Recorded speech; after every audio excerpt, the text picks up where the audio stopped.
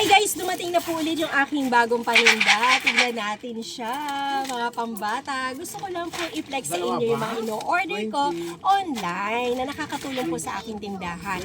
Last time, binidyo ko po yung mamiso natin, di ba? May mga mamiso tayo, tsaka tag sa 7 pesos. So, yun po yung mga trending po ngayon na nakikita natin sa online. So, i-try natin. Ito naman po ay...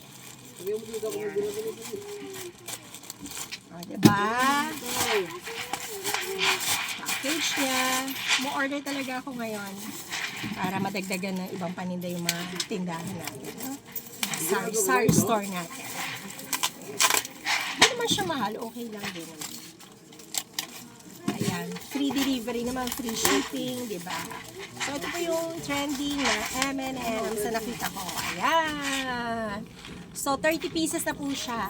Ayan. So, ito po yung nagkakahalaga ng 150. So, sa 30 pieces. So, bibenta ko po siya ng 6 or 7 pesos. Ayan. No?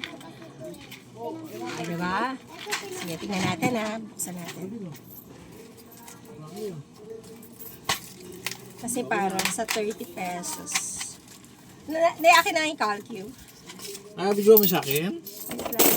Nagbablog ako, okay.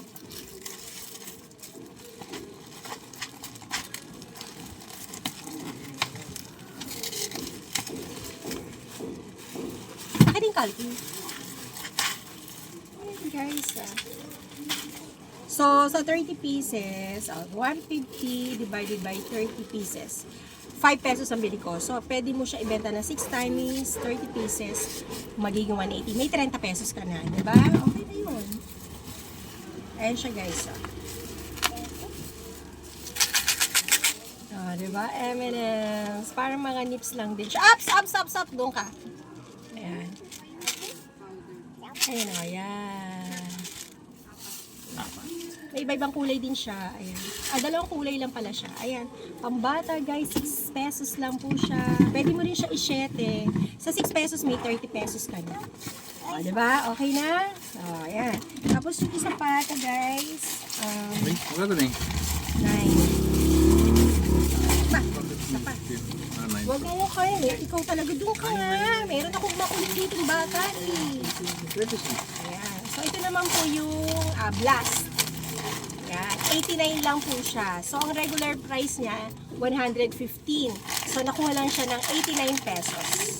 So, pambenta ko rin po siya ng 6. Yan. Meron po siyang ice cream cone mix flavor. Strawberry and chocolate. Ay, no?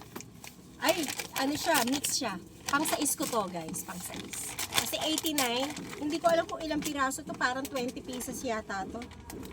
20 pieces. Ayan, no? O, diba? Okay siya, no? Ayan. O, paninda ko. Ayan. O, ayan.